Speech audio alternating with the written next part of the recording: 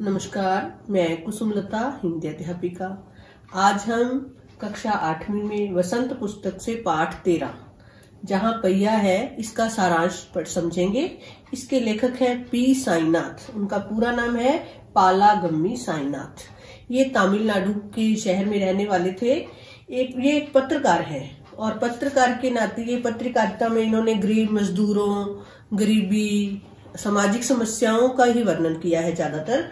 और इस पाठ में भी उन्होंने पुडुकोट्टई में एक सामाजिक आंदोलन हुआ, साइकिल आंदोलन, जहां औरतों ने ये आंदोलन किया जिससे उनको आजादी मिली।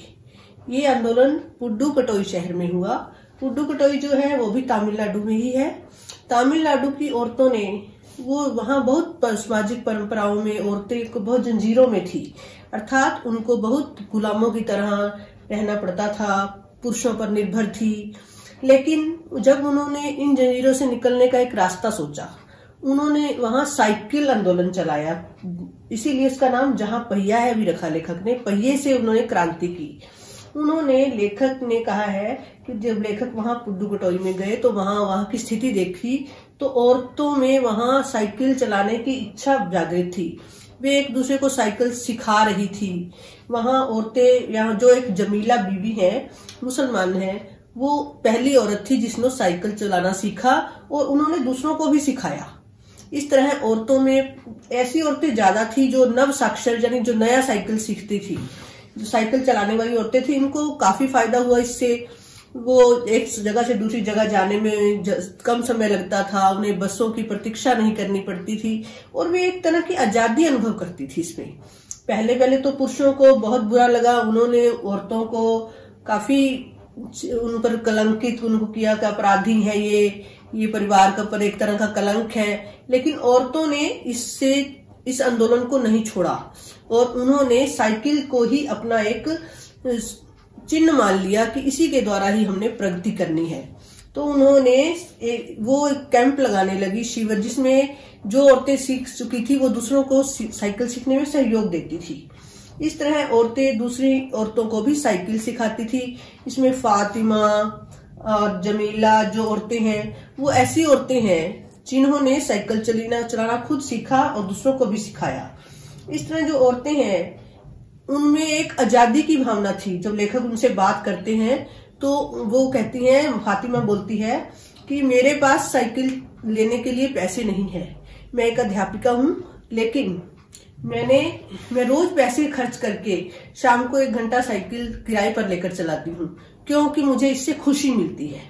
जो लेखक है वो देखता है कि औरतों में एक तरह का उत्साह है जो उन औरतों में देखा उन्होंने कि औरतें जो है साइकिल के द्वारा अपनी आनंद अनुभव करती हैं और उनको इनसे आर्थिक सहायता तो मिलती ही है कि जो उनका सामान बेचने जाती हैं वो गांवों में या खदानों में काम करती हैं या दूर से पानी भरने जाती हैं, तो वो इस साइकिल की मदद से अपने काम जल्दी निपटा लेती हैं और उन्हें कुछ समय अपने आराम के लिए भी मिल जाता है। वहां हम आम देख सकते हैं कि जो युवा औरतें हैं साइकिलों पर बैठकर, पीछे सामान लादा हुआ है, आगे उनके पास बच्चे बैठे हुए हैं।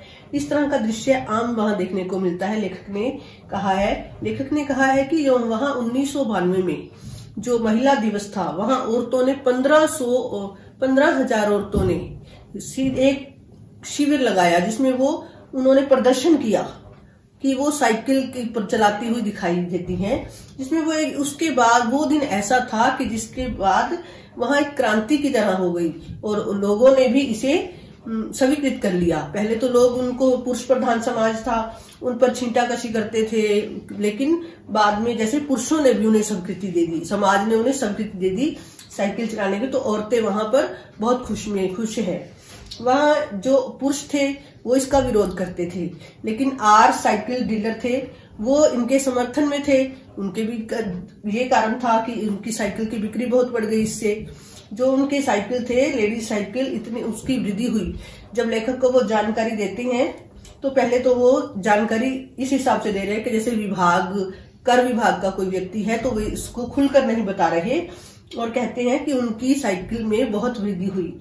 और कुछ लेडीज साइकिल का कुछ लोगों ने तो इंतजार भी नहीं किया, कुछ स्त्रियों ने, उन्होंने दूसरी साइकिल ही ले ली और वहां औरतें साइकिल से ही प्रगति की।